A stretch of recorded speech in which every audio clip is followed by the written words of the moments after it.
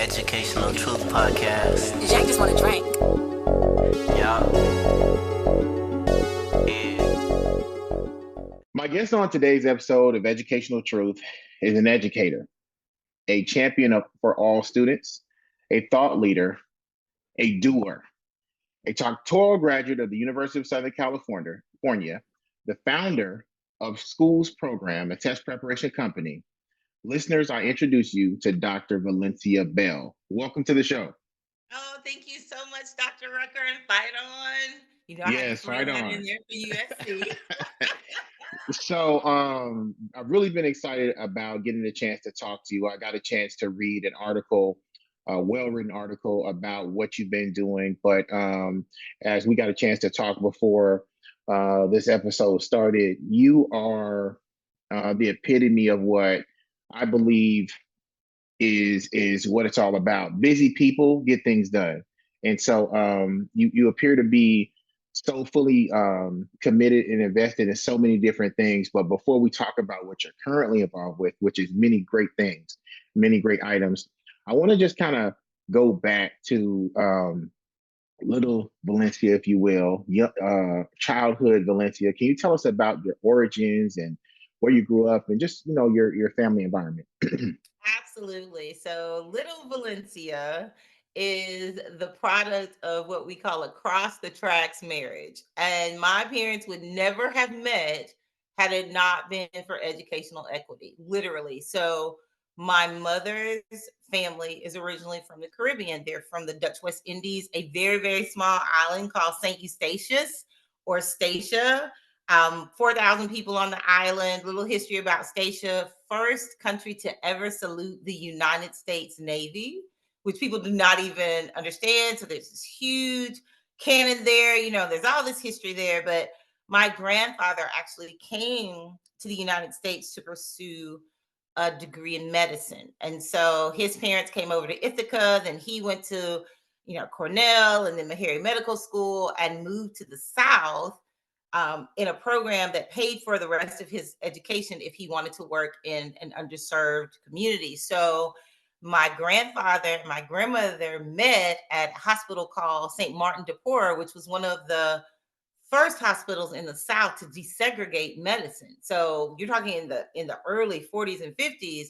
There's this hospital that Black people were able to work with white people and people from other countries, and it was just amazing. So little Valencia grew up with that side of the family on my mom's side. On my dad's side of the family, my dad's generation was the first generation in his family to go to college. My grandfather was a bricklayer. My grandmother was a domestic who could make biscuits like no tomorrow. Okay. So it's just interesting to me to see one side of my family, 8 generations of college education, and one side of my family, just like, wow, if sports doesn't happen, we're all going to either be bricklayers or domestics because that's what they have been exposed to, because they were from a little place called Pine Hill, Alabama, that still does not have a stoplight. Okay. So the two of those people, my mom and my dad, met at one of the best schools for African Americans in the city of Mobile. And it's very funny because my mom, we're talking in the early 60s and 70s, my mom got accepted to Wellesley. Like they were like, what? Like who is she? Because of her test scores. And then my dad was on a course to go to the NFL, which he was blessed to do.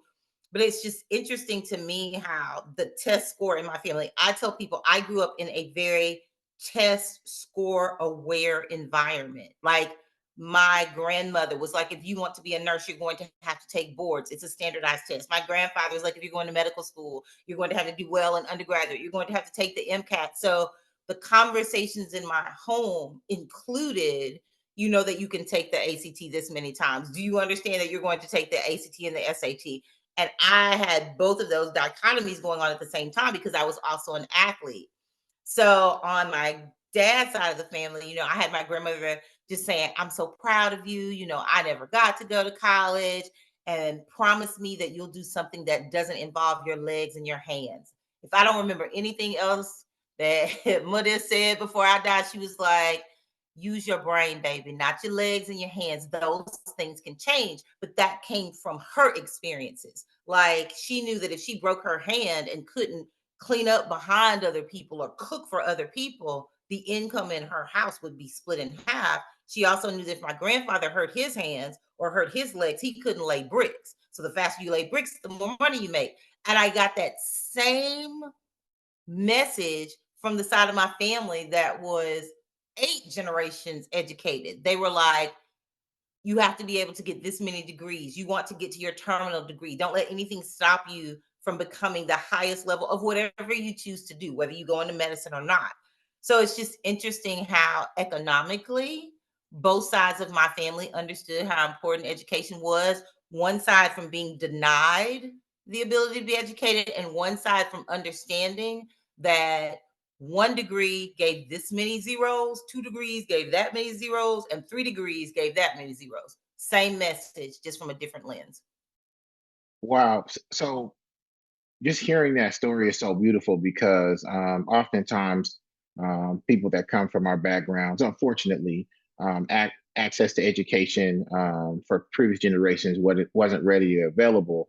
And for those of you all that don't know, Meharry is the super prestigious medical school, and Wellesley is this super elite private school. So you're mentioning these amazing and very rare situations at that time. And so that really must have, I mean, you're you are a beautiful combination of some determined family members and ancestors. So you're in this environment, you're understanding the capabilities. I heard you say, you heard your family say, you can. So you have a really a positive mindset about what you can accomplish. So as you're growing up in high school, or some was it in high school that you started developing the direction you wanted to go into your career, or did that develop once you got into college? Actually, in high school. And the way that it developed was because my grandmother wanted me to go to nursing school, and I was running track. And so at that time, I was on the junior Olympic team. My father was a professional athlete, so there was this tension because I was 12 years old in the ninth grade. So when I say there was this tension, yes, Hold 12 up, years hold up, old. hold up, Look, hold up. We got to stop. two pigtails, just like We- this, just like this. we- so what? Okay, so Bangs, no how bangs. did that happen? Was there, did you get skipped some grades, or I what did. what I happened? skipped Okay. 3 grades. And the reason when I tell you how important standardized tests are, many people do not understand that students begin to be tracked academically in the second grade. So because my grandmother understood that, like when I went to I went to daycare at a daycare in public housing because my father, once he left the NFL, he made it his mission to go back into the community. Like when my parents on my dad's side applied for public housing, coming from this rural place in Pine Hill, Alabama, I mean, they were used to being day laborers. If you think about DACA and immigrants, I'm like, think about my granddad. You running, you making bricks, you doing this, you doing that. So when they applied for public housing, he was too poor to get into public housing. And so my father lived in 12 different houses from K to 12. So when he finished the NFL, he came back. He said, I'm going to work for housing and urban development. I'm going to build sustainable houses for people that are energy efficient. And he did that for 42 years. Right. So when I say I came up in this dichotomy of trying to figure out what I wanted to do, my grandmother was like, okay, so my grandmother went to Tuskegee. My grandmother graduated high school when she was 16. She worked under Dr. Lillian Harvey at Tuskegee, and she was a nurse for the Tuskegee Airmen, the certified original coders, right? So Dr. Harvey told her, I need you to go back to Mobile and start a nursing school for Blacks there. And my grandmother, Edith Mitchell, started the nursing school that is now Bishop State's Nursing School. So my grandmother came during a time where she was a passer. She was very light skinned. No one knew she was Black. She was taking nurses to Harvard Hospital, to UCLA Drew. I mean, we're talking early, 40s, 50s. So she was like, you need a skill and you need an educational pathway this way. So her thing was, you're going to nursing school first, you're going to get your RN, and then you can do whatever else you want to do. So that was that side of the family. The other side of my family was like, no, she needs to go to a prestigious 4-year school. She's going to be an academic. And I'm just like, if I'm running track and I have clinicals, clinicals are during the day from 6 o'clock in the morning to 6 o'clock at night. I can't leave clinicals to go to track practice. Like, we had to have these really tough decisions made before my 10th grade year of school because I was being recruited. I was at that point, God bless, I was good enough where I could have homeschooled. When you think about people like Gabby Douglas, there are some sports where literally you could do your sport. Like, there wasn't an IMG when I was coming through. But I mean, had IMG been available, I probably would have gone to IMG where I focused on my track sport, and then I did all of my high school things around track. So here my parents are trying to figure out, like, how do we put her in the best athletic situation, the best academic situation? She's also young. I knew that I was going to start college around 15 and a half or 16. I was taking AP and IB classes. So we literally had a family meeting. I'll never forget. We sat down and they were having it out. My grandmother, my grandfather, my mom, my dad, my grandparents on my other side. And I was just this little 12-year-old, like, why do I have to know this now? Now, thinking back, how that trajectory changed my life, I turned down a lot of Ivy League schools because I wanted to go to a school in the SEC, because the Ivy League schools, they were very honest with me. They were like, well, if you come here, your times in track are faster than our record. So you have no one to compete against. So you will suffer athletically for having this academic degree from this school. And I appreciate coaches who were honest with me, like at Mount Holyoke and Harvard and Yale. I mean, the Sidney McLaughlins, they hadn't appeared yet. It wasn't at a time where Harvard would have said, you're about to go to the Olympics and we really want you to focus on your athletics. So like, that wasn't a model, it wasn't a thing. So yeah, I had to really decide, like, by my sophomore year, I wanted to be a biomedical engineer, which was unheard of. Like, there weren't very many biomedical engineering programs. I knew that I had to have a high ACT STEM score to get in. I also realized that I was from the deep South. I was African American by way of the Caribbean, so second generation immigrant.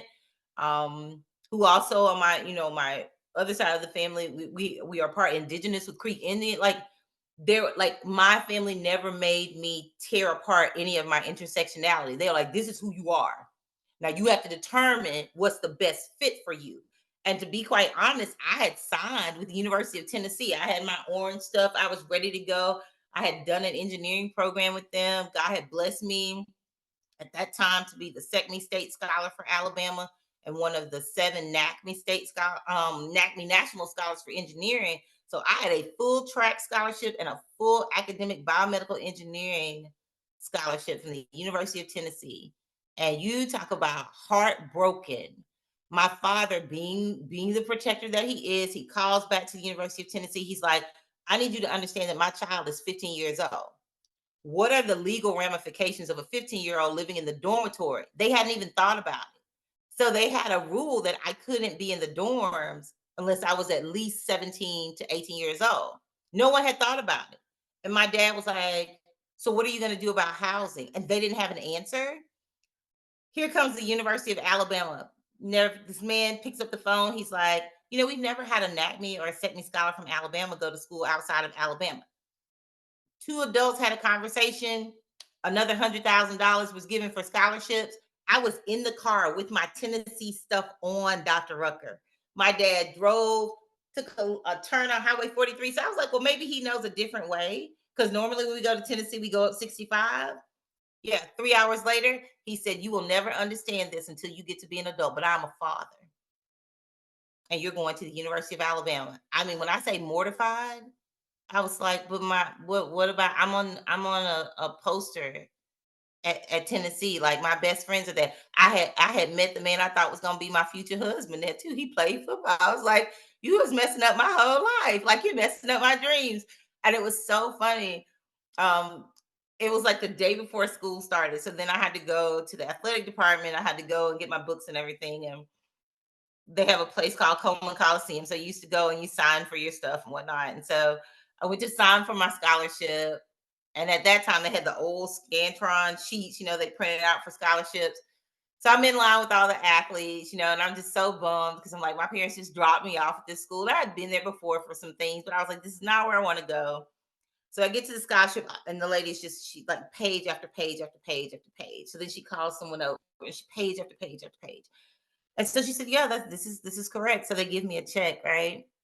And I open this check, and I want you to understand, I'm 16 years old, and I have a check with my name on it for $100,000. It was my refund check.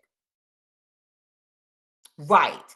So there was an athlete behind me, big like this, out like this. He was like, "Girl, what you gonna do with that?" He's like, "I need to protect you." It's so funny. We're best friends now. He's like, "You can't just walk around with that kind of money." Like everybody else's refund check was like, 3,000, 4,000. He's like, so I gave it back to the lady because I was like, now if I cash this check, and it's not, like I'm just scared to death. And she's like, "No, we verified it 4 times." She's like, "That is all of your scholarships put together, but you're a full presidential scholar and you're a full athletic scholar. So all of your other scholarship money, you can either leave it on your books or you can just cash this check." So I did like my grandma used to do at church. I folded it up, put it in my bra, and I went to lunch with my check, but it's funny now when I think about the students that I work with, they're making millions of dollars. Like there was no such thing as COVID. So, I'm helping students in the 8th grade get 30s on the ACT who are already being accepted to Johns Hopkins, like so these kids are like, so I'm gonna buy my mom a house, my dad a new car from their academic refunds, not athletics. So yeah, to answer your question, I had to make the decision on what I wanted to do and where I wanted to go, and if I wanted to be an athlete at the age of 12. There was no way You around it. they say that there's a story everywhere, and I almost feel like we need to reach out to some filmmakers, and you have an amazing story, not just you, but your family in general, and to see what.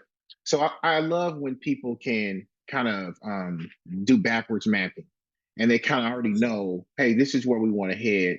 Let's be strategic, and everything you're sharing with me is strategic moves, and it's amazing to hear this, you telling me this story, and I feel like I'm standing in line with you, getting the refund check as you're telling it.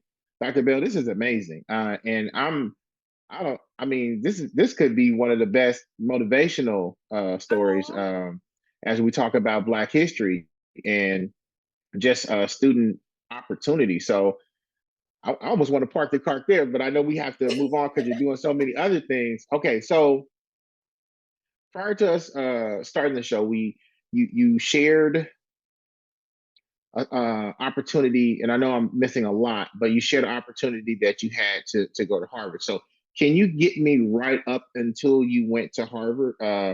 Kind of give me what was going on career wise with you that led you to the opportunity at Harvard. so I did not come through the traditional educational trajectory. I was a biomedical engineer, um, doing research. My first job was working for Dr. Fauci at the NIH. We were working on the SIV model, which is the simian immunodeficiency virus, which was the macaque monkey version of HIV. And I mean, we were in this like heated struggle of trying to figure out how to map genes and figure out what was going to be the best way to eradicate AIDS. That was my first job. And so from there, I went into big pharma. I was doing clinical medical expert research and went from big pharma to literally was still running, still trying to go to the Olympics, and got an undergraduate degree in biomedical engineering from the University of Alabama because I was at the NIH and still had eligibility, was at Maryland, still trying to go to the Olympics. So I was like, let me finish my master's at Maryland. So got a master's, was actually in a PhD program in educational psychology, but it had a master's track where if you finished your master's early, you could, so I was like, okay, I'm trying to figure all this out. I'm like, okay, I'm a researcher, I'm a runner, I'm trying to get it all together, and literally broke my leg qualifying time, ready to go to the Olympics, and broke my leg qualifying. Like literally, boom. So people are like, what do you do? I was like, I finished my master's in a year, right? supposed to be a 2-year program because I'm trying to get all this stuff ready for the Olympics. So I'm like, okay, big decisions. What do I do at this point? So I had always, my grandmother, I promised her, I told you how she was about me getting a skill too. I went to an accelerated bachelor's program for nursing because I was injured. I finished my master's and I was like, okay, so that'll give me time to rehab. The program's only a year and a half. We'll see where we are after a year and a half. So I went to Medical College of Virginia, graduated with my BSN. An accelerated bachelor's program allows you, if you have a bachelor's, to just take your clinicals in nursing. Had a wonderful experience there, made a lot of impact, changed things for a lot of African American students, was excited about it. And then it was like, okay, so now I have a nursing degree, start working at Duke University, help them with launch their global health program that they had at Duke, And I'm like, it still all came back to there are girls where I'm from in the Caribbean that they can deliver babies, but they can't go to nursing school because they don't have ACT scores. There are friends of mine whose children are running in the Olympics, but they can't get a scholarship to run at the University of Florida because they can't get in. So I'm like, okay, what do I do? So I have been tutoring since I was 12 on the ACT. So I was like, okay, so I used to do what I'm doing now for free. I would go to churches, I would go to community centers. I would be like, hey, you guys, listen, if you want to go to college, this is the route. If you want to be in certain professions, you need a certain score. That free model, I used to have my videos on YouTube for free. Like, hey, if you want to do well on the test, just look at these videos. And I was really blessed that I met Dr. James Comer at Yale. And he said, Valencia, what you have is like water. He said, you could have a person who is literally dying of dehydration, who doesn't know the value of the water that you have. He said, I need you to package it. I need you to charge for it.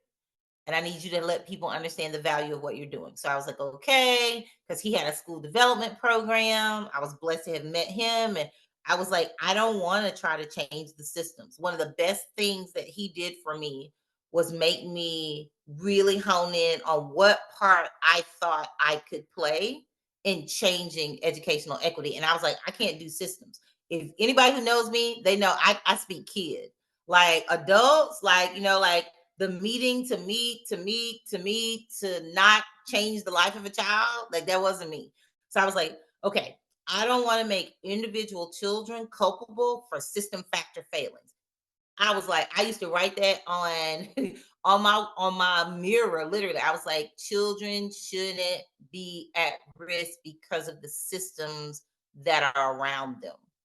So then I was like, okay, so what can I teach children? I was like, I can teach them skillful intention and I can teach them downstream focus. Because if there is nothing else my family taught me, they were like, you cannot. My father told me when I was 8 years old, he's like, you cannot do everything. Contrary to what the people at school are telling you, because you have good grades and good scores. And it makes perfect sense now. But I remember crying because he was like, you can take dance classes, but you cannot be a professional dancer and also be a professional track athlete. You have to choose. We don't tell children the truth like that. So, like for me, it made perfect sense because you cannot be a baker, a fireman, and a medic at a hospital, and a helicopter flyer at the same time. You may have all of those interests, but you can only be great at one thing at a time. You be great at a lot of things, but to make the kind of impact that you want to make, you have to make some tough choices.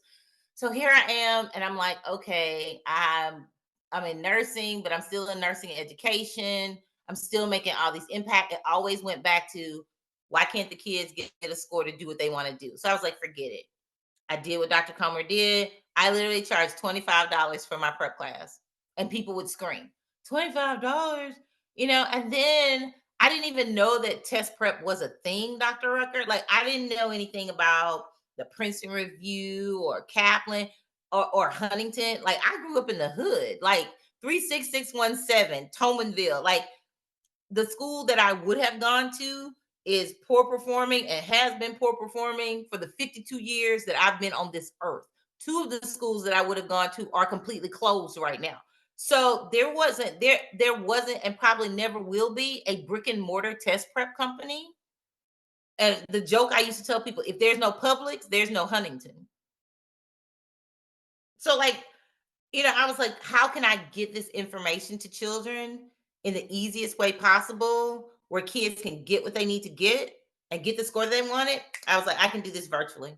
And I need to package it in a way where kids who don't have access to the internet can like drive to McDonald's, download everything they need, and be through with it. And that is exactly where that came from. It was like, I just really believe that there's certain things that God wants you to do. He just lines things up. And it was like, okay, so I'm going to launch it. I'm going to see how it does as a consulting company.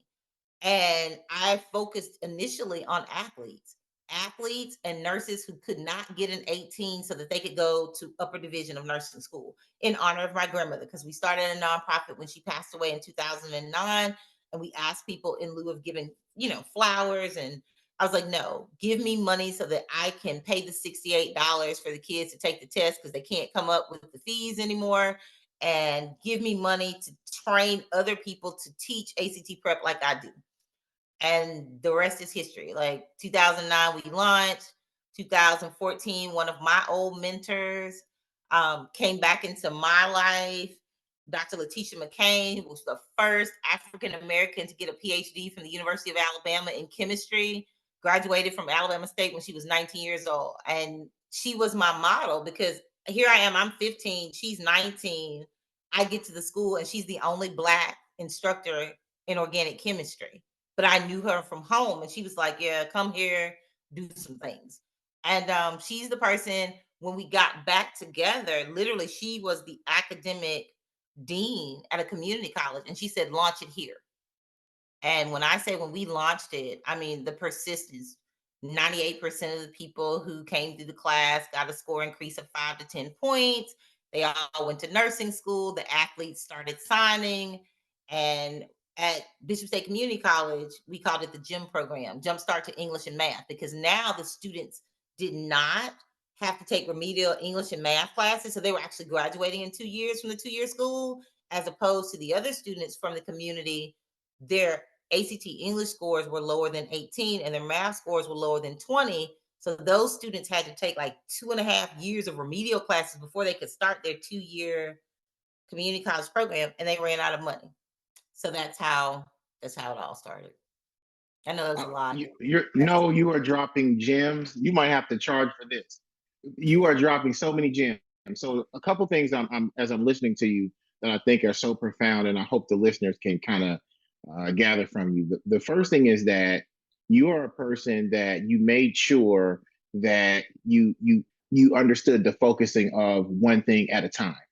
I got a chance to go to China a few years ago, and I noticed that in their schools, students did have to specialize. It's not to say that they couldn't do one thing later, but I do believe that other countries are advancing because their children are specializing earlier. So that's a great point. I believe you also have naturally mastered the art of connection. As you're talking all along the way, you're talking about people, educators, or family members. The connections we have in our life can open so many doors or give us so much insight into the direction we're heading. And so I love that you mentioned that. I also believe that you're going towards your purpose in each phase of your life. And you're not mentioning like, hey, I was making whatever amount of money. Money matters, but you were led by your purpose. And I think that continues and will continue to open up different levels to you. And then the final piece is just the fact that you go get it. I believe that so many times, many of us, there's an opportunity cost. If we keep waiting on things, we might miss a moment. And along your story, you continue to have a theme of, hey, I tried it. I saw an opportunity. I went for it. And so I think that's really powerful that you're sharing this with the listeners, because you're definitely going after when an opportunity arises. I believe you think about it, you look into it, and then you make an intelligent decision and make it happen. So I just had to share, like, you're really giving a blueprint of what it is to reach out and take opportunities in life. So you started the test prep program. You want it to be accessible to students. You definitely have a huge background in the understanding of the academic preparation for programs. And I mean, one day you got to just let me see your resume because it sounds like it's the most beautiful thing ever.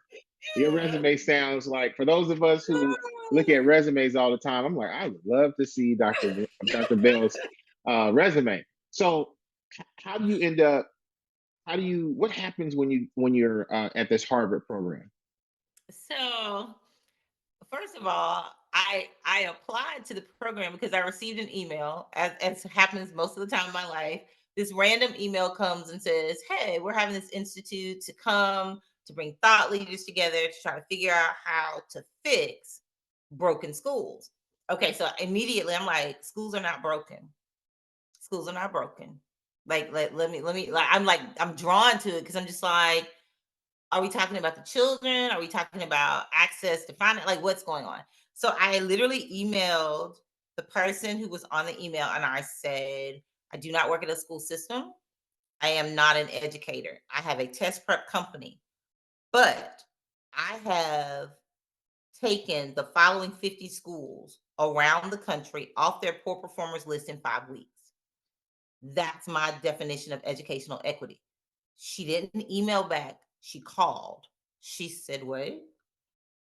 And I said, "Yeah, like if the schools are on the failing list, it's on because they have one day where all of the juniors take one test, and 9 times out of 10, the children don't understand the importance of the test for the school or the importance of the test for their lives." So, yeah, I get contracted to come into schools, usually 5 weeks before the test, to do a rah rah, but I take it seriously. And then I tell kids my story and then they get off the poor performance list. And I was like, and sometimes they lose their funding because now they're not poor performing.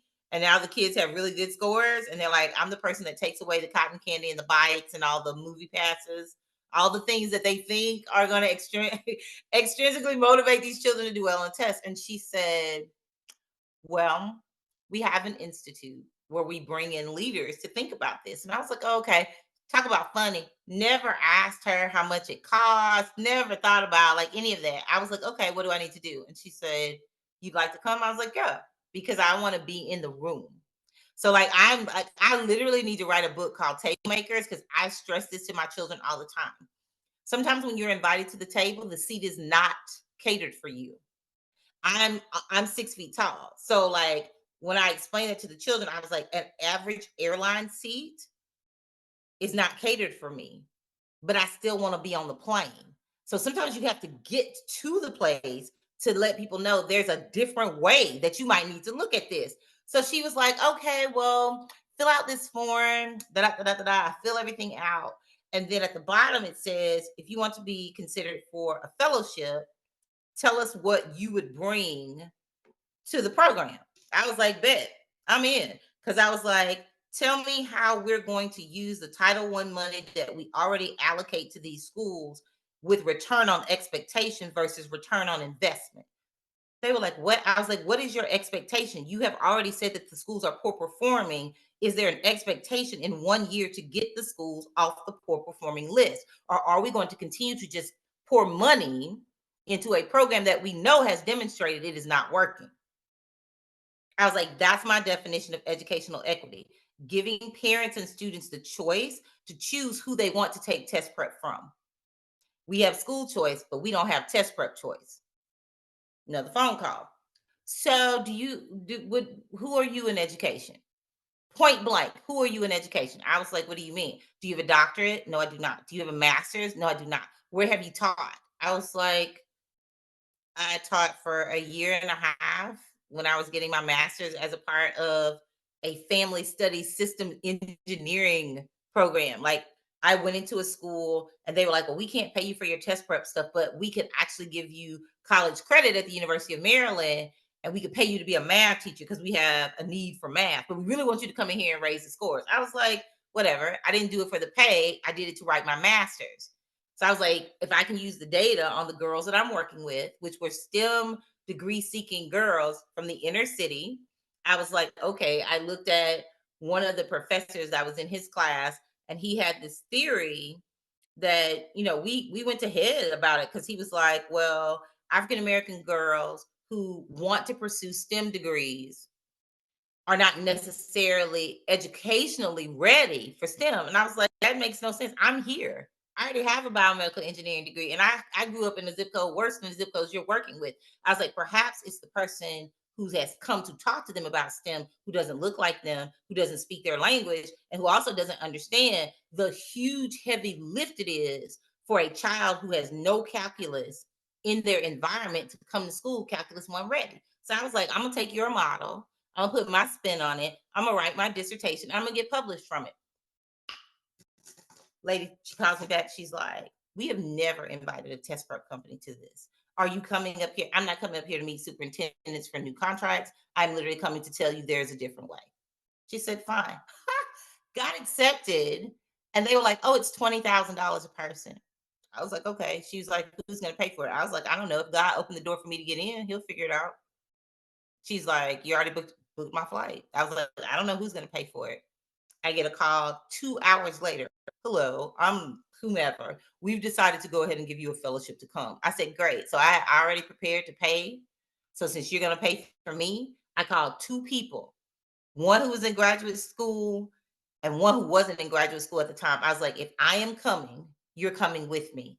And I paid for them to come out of the money that I was going to use. So it was 3 of us there. The whole time they were like, oh, I never thought about that. Oh, I never thought about that. Oh, I never thought about talking to their parents. Oh, I didn't realize that their parents, their parents didn't go to college. So when you're telling them how important the ACT is, their parents are working 4 jobs. Their parents don't come to meetings. Their parents are still working. Your meetings are at 4:30. Their parents don't get off until 8:30. Why are you not having virtual meetings? Why can't you have a meeting on the app? Why can't you record the meeting so the parents get the information? Make it be like water. Water doesn't stop flowing. Figure out a way, like check on my higher, figure out a way to flow.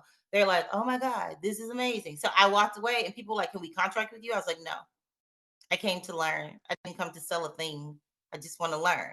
Out of that Harvard experience is where I met the person who said, you will not, even with having helped as many children as you have, Valencia, you will not be recognized and you will not be respected until you get a doctorate in education. Point blank. I said, okay, Dr. Jewel. She's like, and you're going to Harvard. I was like, okay. She's like, we have a fully funded doctoral program, but you would have to move to Cambridge. You'll have to be here for 3 years. You will be brokered out as an executive during the day from 8 to 5, and you will have classroom 6 to 9 every day, but it's free. Apply. Let's see what happens. True story. Right after I got back from Harvard, was in South Carolina, in Columbia, South Carolina, working with Benedict College, Dr. Riviera Harris's program, where they were trying to get more African Americans into the South Carolina Department of Transportation. And what was stopping them from hiring is because they couldn't get kids to pass the score on the ACT. Was walking across the street in a construction zone. Great fell in, broke both ankles simultaneously. I was in the street. Do you hear what I'm saying? Not on the street, in the street. The grate fell through. Purse goes flying, phone goes flying. I'm death crawling to try to get to my phone. I called Dr. Harris. I said, I need you to come get me. I'm in the street. She's like, no, just come across the street, because we were going to dinner to sign the contract. I said, no. Literally, I'm in the street and I need you to come and get me. Broke both ankles, wheelchair bound. So people are like, how did you decide? How did you know Harvard wasn't for you? I said, well, the likelihood that I was going to be able to navigate being an executive and trying to get to school in a wheelchair, I was like, I'm going to have to do a program that allows me to stay at home. And because I had applied to Harvard, an email came, hi, we have this OCL program at USC. Have you ever thought about applying to the OCL program? And I'm just like, so I called Jim Lipley and I said, can I do it from home? He's like, of course. I was like, because literally I'm wheelchair bound now. Like I can't, now you're talking about an athlete, a junior Olympic athlete who cannot walk. And I said, okay. And he's like, well, we have a cohort that's coming up. You have great GRE scores, you have great GPA. He's like, let's try to see if we can make it happen for the spring. So I turn in all my stuff and I'm just like, I'm going through rehab. I'm like, I don't know. I was like, well, maybe, I was like, maybe this summer would be better. He's like, okay. So I get this email that says, you need to write essays so that we can just see kind of where you are. I was like, okay. So they send me this prompt, Dr. Rucker, and I have to write a graduate essay in 40 minutes. So I'm praying and I'm like, God, if you want me to go to USC and this is what you want me to do, I was like, give me the words to say on this essay. And the essay was about educational equity. And the rest is history. I started summer of 2020. I called Dr. Sherman back and I said, thank you for the opportunity to go to Harvard. I literally have just injured myself. I'm in a wheelchair. That is just too much to ask for me to move to Cambridge. And they didn't have an online program at the time, Dr. Rucker. And I said, do you have an online equivalent of the program that I would have gotten a scholarship for? And she said, unfortunately, we don't have an online program. I said, okay. The funny part is I got accepted to USC and they have a email that they send. They're like, if you want to take your acceptance, please let us know. And I said no by mistake. I was like, no. And Dr. Lovely called back. He said, are you kidding me? He's like, you just got accepted. Why did you say no? And I was like, did I say no? I was like, switch that. And I started in May of 2020. And when I tell students about skillful intention and downstream focus, I am not going to cry. My goal was to walk across stage and be hooded. That was my goal. Every day I was in rehab, I was like, and it was so interesting because some of the people that are in my USC cohort are like, when I say best friends to this day, like I'm getting ready to be in Dr. Tavar Sherman's wedding. Like Dr. Heather Triana is the CFO fractionally for my company. Like when I tell you, people did not know that I was in a wheelchair because all they saw of me is this box. But the people who did know that I was wheelchair bound, when they saw me walk across stage, it was the most surreal moment for me. I was like, I did it. Like, not just that I graduated, but I walked in high heels and got hooded and didn't fall. And like my whole family was like, she walked across stage. I was like it was like for my family, for people who knew, like I had to learn how to bathe myself, how to get up again, and I think that's why when I got to USC, I fought so hard for virtual students because it was my only connection to the school. Like I was like, I physically cannot come. So like, how do you bring equity, like real equity back into education? Like if I was wheelchair bound for the rest of my life, or if I had a hearing problem, like when I started working with the GSG, I was like, why don't we have closed captioning for our meetings? Like, why do we have meetings? I mean, and when I first came to USC and we had our first GSG um their kind of symposiums that we have at the beginning of the year, it was at the Coliseum. No one even thought. I was like, I can't walk up 5 flights of stairs. Like I just started walking again. And it was just kind of like, I was like, yeah, so I'm not just fighting for virtual students. I was the director of accessibility for the GSG. There wasn't even a program for that. Like they were like, oh, virtual students, they kind of go here. I was like, they contribute a lot to the school and I need you to have a way for us. Like I was like, can I get a cup? Can I get a flag? Can I get something? Like when I say SC where I live, people thought I went to South Carolina. I was like, no, like you need to have a voice for these people. So that's how all of that started. And that's how I went to USC because I couldn't walk. And USC allowed me to complete my doctorate from the comfort of my wheelchair. So, as a world class athlete, twice in your life, for seemingly huge opportunities, you have these. I don't know. I don't even know what to call it, but you have these circumstances where your body, which is totally one of the best in the world, you go through these injuries. And I'm listening to you, and it's almost as if this what was meant for almost bad or could have been really bad on both situations end up turning into so much change and influence that you did because you had that perspective. As you were talking, it blew me away because I too talk to students, high school students, and I use an airplane analogy, but because I'm a big guy, I tell them sometimes when I get to sometimes the seatbelt works, sometimes I got to call for an extension. And I say, but it's what I need so I can be comfortable on the flight. And as I'm like, we both doing this airplane analogy to explain something. So Sure.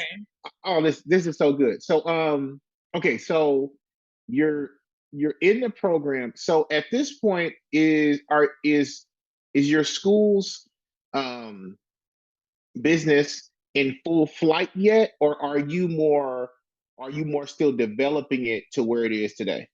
So how funny. When I first got to USC, when they asked me like why I came to the program, I said, okay, well, first of all, I know it works, but I remember the feedback that Dr. Jewel gave me. She was like, use your doctoral program as an opportunity to validate your methodology. So I wrote my whole dissertation on my methodology in a particular population, right? So I literally am at school and I'm like, well, I know it's been verified by Harvard because of that program. I was doing consulting for MIT for engineering. I was like, hey, don't you have a summer program that you work with students? Can I work with those kids and make sure that they can actually get into MIT? They're like, oh, that's great. So they had an Omega program. I came as a guest speaker for Omega. Taylor Patnick and I became very, very good friends. You know, they were like, this is amazing. You're doing intergenerational studies. And so I was like, it got validated there. Okay, talk about funny. So I'm at USC and I'm writing my dissertation. And, you know, Dr. Eric Canny, God bless him, he was one of my first professors. He's just like, Valencia, stay true to your watch, stay true to your passion, write about what you really want to write about. Don't, because at first I was like, well, let me write about, you know, ACT prep and educational equity in athletes because that's easy. People understand that. He was like, that's not what you told me you want to do. You said you want to change all of education. He's like, stop shrinking back, stop being scared because you're not an educator. Because there was a fear there. It was like, I would have people tell me, you know, well, like, yo, I mean, but there's a conflict of interest. Of course, your test prep works because you make money off of it. I was just like, I'm a professional athlete. I was like, I don't need no more money. I retired. Like, I'm good, you know? So I was like, okay, God, let's like, how do I then go back and let people know? First of all, it works. Secondly, when I say that it's going to raise scores, it actually does. And what are those like, you know, like key performance indicators or KPIs that I literally can say, if you do this, this happens. Not, I'm not a business person. I speak kid. So it was like this great transformation for me from being like what I call TT, from being somebody's auntie to being someone's mentor through the rest of their educational journey. And so I had to grow tremendously in the program because I was like, okay, if this is going to be a corporation, I knew it was a successful consulting company. I mean, I knew that I had helped hundreds of thousands of children get scholarships, but I was like, okay, Valencia, the entrepreneur. I didn't know her. I also didn't know Valencia, the CEO. I had to meet her. Valencia, the multi-million dollar business owner who's about to go through an exit, I had to become her. Like, she didn't exist. I like when people ask me about exit numbers, I was like, I don't even know what you're talking about. Sam, Tam, like, I'm not a business person. So, how funny. I get into my econ class. And Doug Lynch, the father of online education, is my econ teacher. I tell him up front, listen, I don't like econ. This is a struggle. I got straight A's at USC right now. Your class gonna be the one. He's like, Valencia, it's not that. Yes, it is. Every day. I'm like, so one of my mentees, a young lady that ran track under me, who was in the Air Force, she was the highest ranking African American nurse in the Air Force. She said, I got nominated for this award, and I think this award would be better for you. She nominated me for the award, and I won it, and she didn't get the award. It was the Wharton Knowledge for Impact Award 2021, where Wharton Business School allowed you to come and take classes for absolutely free so that you could learn what you needed to know about your business. I was like, okay. So I get this award. I get accepted to the program. And they're like, in the program, we also have another award for all of the companies. So all these companies get in the cohort, it's $50,000 a person. I was like, so who's gonna pay for that? Right. And so I had to do this interview, and then the lady interviews me, and she's like, "You really are serious about helping kids?" I was like, "Yeah." She's like, "We'll figure it out." They gave me a scholarship to go.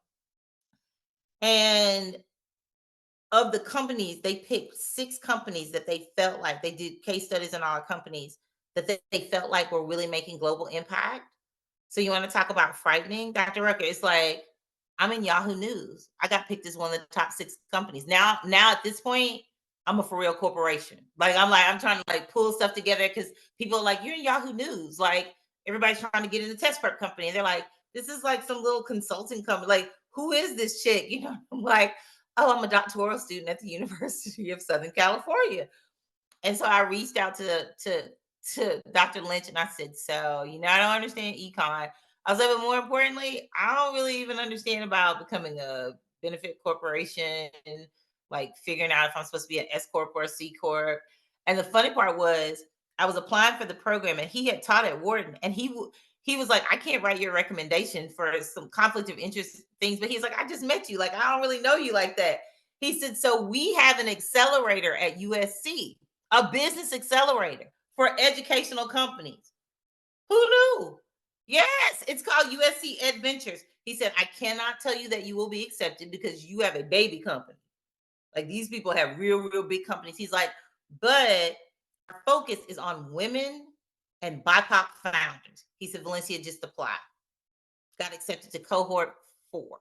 So I'm in cohort 4 and I'm learning this information that Wharton is expecting me to do. So I got USC, Dr. Lynch, and Mark Gennario. They're like, Valencia, do this. Like, this is a that. This is what they mean. And I'm taking it back to Wharton out in the middle of the case study. So Gad Allen at Wharton said, Valencia, your company is a demand economy of scales company and it's about to go through network effect. I thought he was cussing at me. I was like, did I do something wrong? Like, what does that mean? He's like, do you know what a unicorn is? I was like, yeah, a mythical creature with a big old horn, right? He's like, no, in business. I was like, no. He's like, you watch over the next 5 years what happens to your company. And I said, okay. So now I've been validated by Harvard, by MIT, by USC, and by Wharton. And one of the endpoints of the USC EdTech Accelerator is they take you to a conference called ASU-GSV.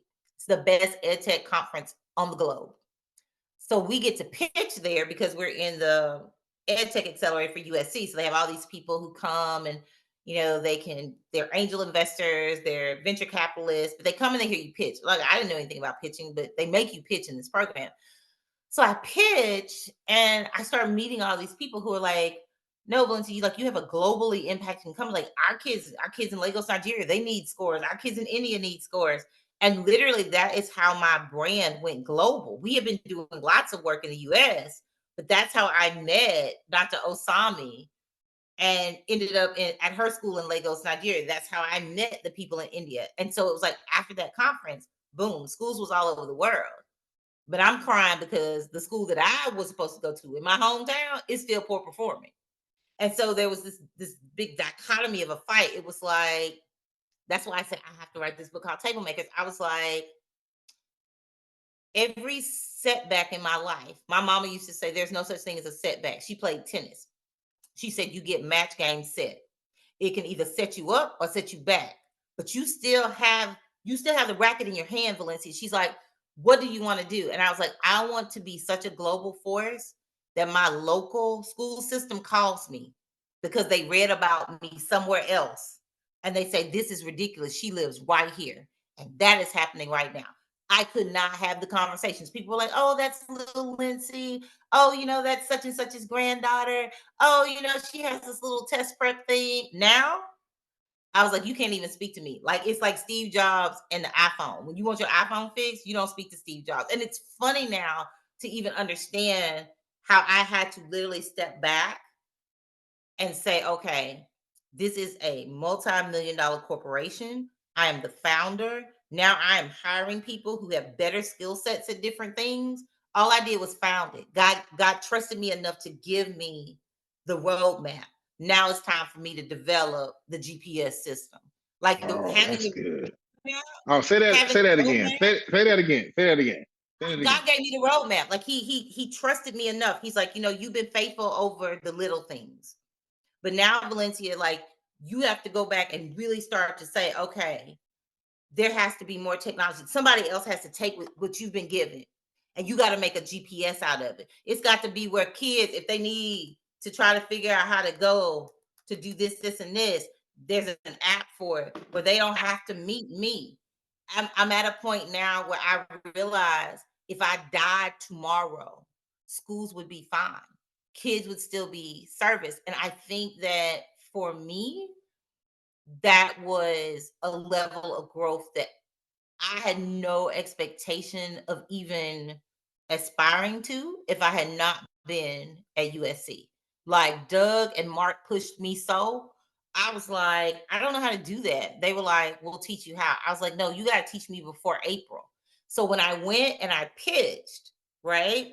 The very next year at that same conference, I got picked as one of the top 200 ed tech companies in the globe. First of all, I didn't even know that there was a such thing as ASU GSV, but to go there because of USC and the next year to be picked as one of the top 200 ed tech companies on the whole planet, like how is that supposed to happen? I am from 36617. The joke used to be, is there anything like when they do Jesus? Is there anything good that can come out of Nazareth? The joke used to be, do you live in the bricks or do you live in the woods? Because where I live, you were categorized by what your house was built out of. And I lived in the bricks. So the kids that lived in the woods were like, what she know about? I was like, okay, first of all, Sugar Man is my dad. They'd be like, oh yeah, she good. She understands. I was like, so it's funny because now I'm looking at people and they're like, I went to Wharton Business School. I didn't get an award from Wharton. I was like, I didn't go to Wharton Business School, and I did get an award from Wharton. And I still am learning, and I still don't know what SAM is, and I don't know what TAM is, but I'm getting there.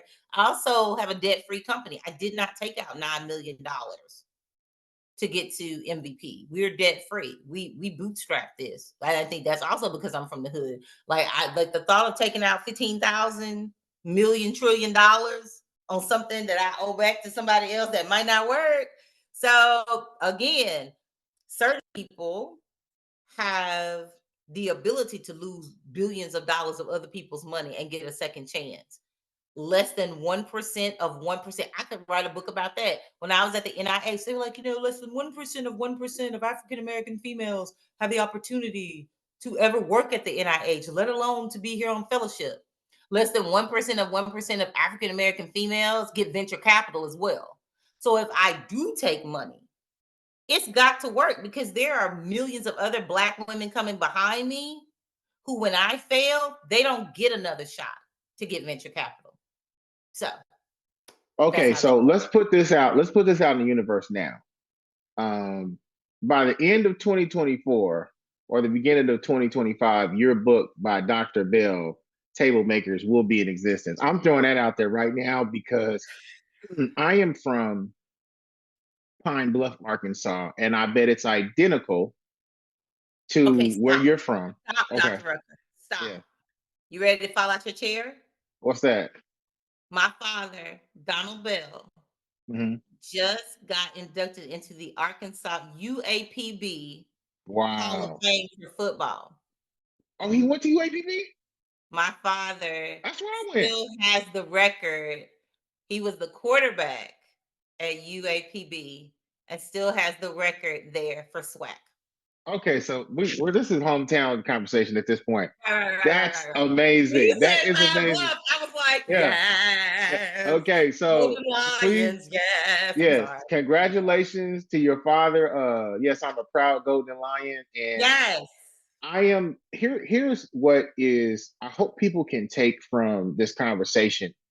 I mean, so much, but one of the things is that you literally, so me being from Pine Bluff, there are, if I would have if I would have focused on only Pine Bluff and said Pine Bluff is either going to make me or break me, I never would have been able to accomplish anything, because sometimes, literally in your case, you went around the world only to come back home and home say, okay, now we need you. And so many times I see greatness right in front of people, right in front of you. But it's, we have this, I don't know why it's like this, but when they grow up in front of us, we don't value it as someone who comes in and joins us. So I So totally, a prophet is never received in their hometown. You already come on now. Come on okay. now. So You know all it. right. You know it. You know it. So, and but I'm just really I'm first inspired. So this is the first interview I've ever had that I have not looked at one question. I mean, this has been so connected that I don't even know what to say. I'm inspired. I'm a father of three girls, and I'm inspired by Congratulations. um, one, just um, your drive, but also your bravery. I think sometimes going to higher heights can be scary, and particularly when we're in these rooms with people who may have bigger situations happening, and but you have boldly went forth into every opportunity. And I love how in each one you said, that's okay. I'm not going to try to figure out how it's going to get paid. I'm just going to walk through. And I think that in itself is its own story, because I just believe I encounter so many people that the door's open, wide open, but they have to figure out everything before they walk in. And sometimes things don't get sorted out. And then the last piece of what you're talking about and is that sometimes our opportunities happen in the middle of what we're working on. So you're in the doctoral program, but Wharton is calling. But you get this opportunity at USC for businesses, and so you didn't say I can't do it. You said let's go, and I just think that is phenomenal. So I want everyone that gets a chance to listen to this or see this video to know, if they are in school districts, if they are in, I don't know, I don't even know if you talk to school districts now, but I I don't know if you do. passed that. I don't know if you passed that, but if they I would do. like to get in contact with your company, your organization, how do they find out about how to potentially look into your services? Absolutely. So they literally can email me directly at Val at schoolstestprep.com. Our website is www.schoolstestprep.com. My number is 251-298-7111. Call, leave a message, text. I will respond to you within 24 to 48 hours. I tell people that because if I'm locked in, like I'm doing this podcast, the phone is off. Like, Yeah. no, we're locked in. I'm giving you 100% Valencia. That's what I know to do. So if you call, you don't get me. That someone in my company, especially if you say I need to talk to Dr. Bell immediately, like they're like, okay, let's go. But yeah, we still we have capacity. We want to help. Like it's a serious thing. Like most of the people that work for me are, we call them grads, grands, and veterans. That's my business model. I hire students that have been through my program because guess what? They know how to talk to their peers in ways that I will never know how to talk to their peers. I hire grandmamas and granddaddies because guess what? They're going to show up on time. They may not be the most tech savvy people. Sometimes they're more tech savvy than me, but what they do bring is resilience. Mm. You want to talk to somebody about living through the Great Depression, World War I, World War II, and the like. My oldest tutor is 96 years old. And when I tell you she can get them straight, she gets the children straight. She's like, how can you tell me how hard it is for you to get up out the bed? I'm 96 years old and I'm still here to tutor you. Okay. And then we hire veterans. What I found is that a lot of times when people come out of the military, there's no civilian equivalent to the job that they did. So I have all these people who have all of this brain capacity who are like, yeah, I'm the person that used to put the missiles inside of the missile shooter. And so they don't have that job. And I'm like, well, I'm going to pay you $25 an hour because if you know how to not blow yourself up, you have a skill set I don't even have. You know what I'm saying? Like you working with things that are past, that's past my pay level.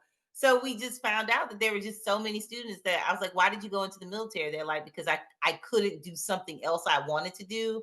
And I was physically able and I made this score on some test. And I'm like, okay, but we're gonna use that to your advantage. And that came because I was blessed to meet a friend who was like brain injury, traumatic brain injury. I mean, just half of his head got blown off.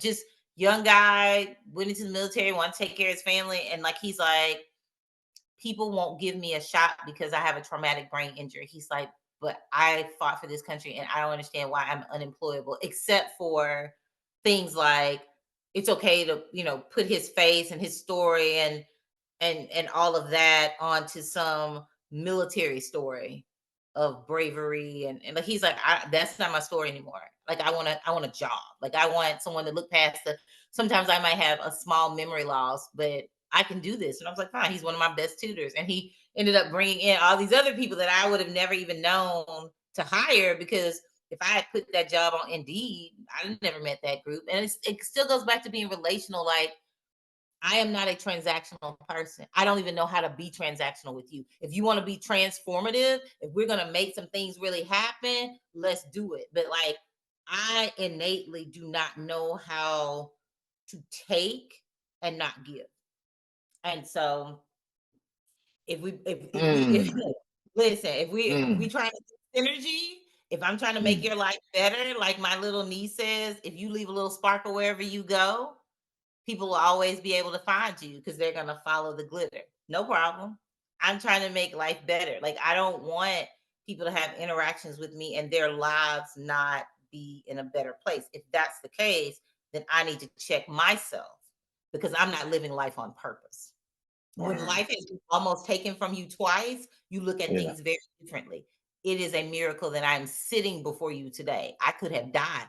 They could have left me in the street. Like there was a man who walked past me when I'm in the street crying my eyes out, and he goes, "I'll never drink again." And I'm like, "Do you think that I'm like Mhm. what made you think that the reason that I'm in the street with two broken ankles is because I was inebriated?" I was like, Right. "Sir, I don't drink." He's like, Right. "But you fell and you're in the middle of the street." And like it's those kinds of things where you start thinking, why am I having a discussion with the person about why I am the victim and why is he blaming the victim and why as a victim who's currently like in a lot of pain, like why am I trying to earn the right to get help? And it all took me straight back to me being 12 years old, trying to explain to someone, like, why do I have to beg you to help me to take a test that I didn't even know existed? That just determines so much of what's going to happen to the rest of my life. Why should I have to beg? Like I'm looking at the person, like the parable about the man who was sitting next to the gate called Beautiful. And that thing, how my grandmother used to always say that to me. She said, sometimes people don't want to be healed. And I experienced that. Like as I go through what I'm doing with test prep, it's like I when I speak to children, I'm like, do you really want things to change? I gotta show you how things can change. I was like, but let me tell you something. Many times you're gonna be the first and the only. And that doesn't feel good. You might have to leave some of your friends behind to come back and hire them later when you become a business person.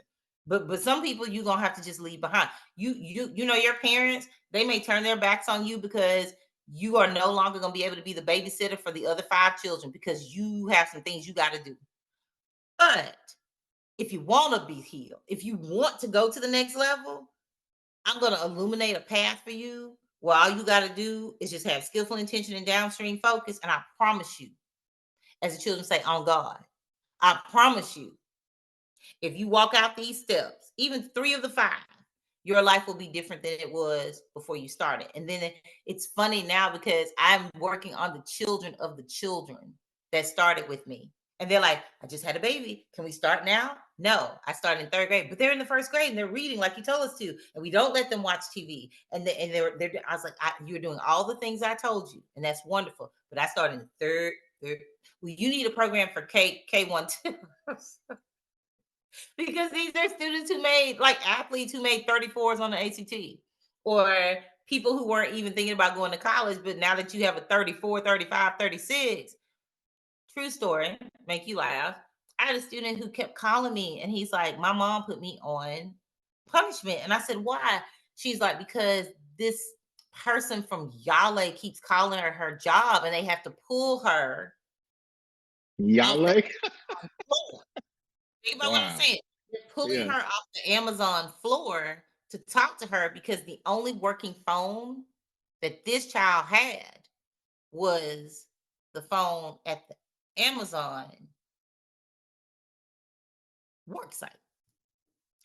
And so, I'm thinking about this. And so the mom calls me and cusses me out. I mean, cussed me. I mean, like, permed all of my hair. I'm getting in trouble. These people keep calling me. So I'm like, do you understand that your son has a 3.9 GPA and a 34 on the ACT, and that Yale is trying to give him a full scholarship? Wow. Wow. That's transformational. That's transformational. And I really, I mean, couldn't even pronounce Yale, and the opportunity is literally seeking them out. That's amazing. That's amazing. I think that's a mic drop right there. Dr. Bell, I can truly say that your story is one of one, but your perspective and your understanding of people, your ability to lower your effective filter and make sure you can meet people where they're at, I think is second to none. I don't know how that you have the time to do what you're also doing. I know we have an upcoming event we'll Yes. be taking part in together, and hopefully many more projects. But I am beyond proud of you. I am so proud of you, and I just want to um, send you as much positive energy as possible. We need you, and I don't just mean Black people. The world needs you, and may Oh, you continue very to kind. no, I'm serious. May you continue to walk boldly, because I think your understanding of faith and purpose has been central in everything that you've done and will be doing. And I believe sky's the limit. I think your future is probably 10 times what you're even doing right now, because you just simply understand the moment. And I've always believed that there are always people that are waiting in the wings for certain times in history. And I believe you're one of those people. So I want to thank you for coming to the Educational Truth podcast. And do you have any last word for our listeners? Yes, I need you all to understand who Dr. Rucker is. So while he is thanking me, I want to thank him, because when I was at USC working on my doctorate, I didn't even know that Dr. Rucker existed. And so what that tells me is that there are pioneers within our own sphere of influence that we need to do a better job of connecting to. Like, for me, the only way I would have met you is because you read about me in a magazine. But I was there for 3 years and didn't get the opportunity to glean from a Black male who is a professor at the most prestigious college in the world in education. How is that even possible? So now Dr. Rucker is never going to be able to get rid of me, because I'm like, what is it like to be a professor at USC? What is it like to be a Black male professor at USC? Like, all these intersectionalities that he has, and the fact that he takes time out on a Saturday morning to give you educational truth in a way that you can go back, listen to, like, learn things, write things down. Don't take that for granted. Don't. That's my closing thought. Thank you so much. And yeah, we got a lot we got to work on. We got to work on some KDP stuff as well. So Sure. many blessings to you. Thank you, Dr. Bell, and I will talk to you soon. Thank you. Fight on, Bye bye. everyone. Love Fight on. y'all.